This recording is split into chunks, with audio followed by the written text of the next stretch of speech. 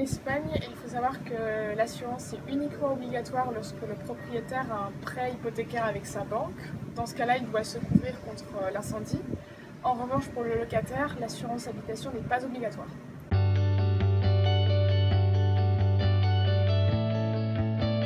La responsabilité civile est l'obligation qui incombe à une personne de réparer financièrement le dommage qu'il a causé à autrui.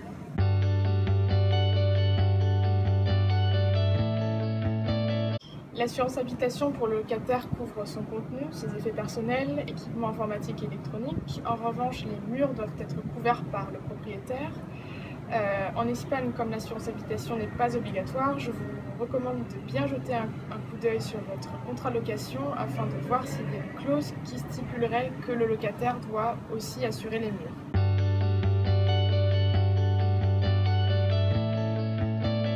Oui, il est possible d'ajouter 2 personnes sur le même contrat d'assurance.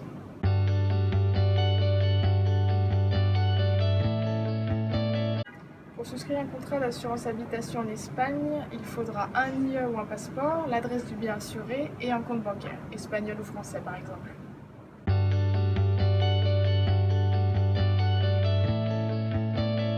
On a souvent tendance à sous-estimer son contenu. Je vous recommande donc de faire un état des lieux pièce par pièce afin d'estimer à sa juste valeur le contenu que vous avez à l'intérieur de l'habitation.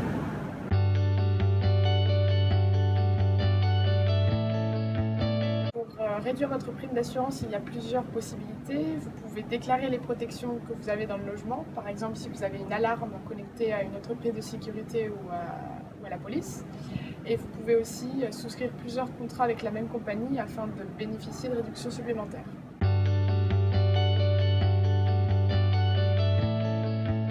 En tant que locataire, si vous n'avez pas d'assurance habitation, vous allez donc percevoir aucune indemnisation et vous allez être responsable de prendre en charge les frais de dédommagement des dommages que vous auriez pu causer à autrui.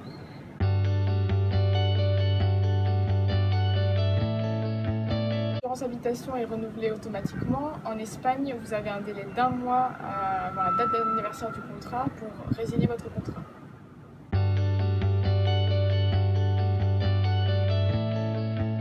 En Espagne, vous avez un délai de 7 jours pour déclarer le sinistre à votre compagnie ou à votre courtier d'assurance.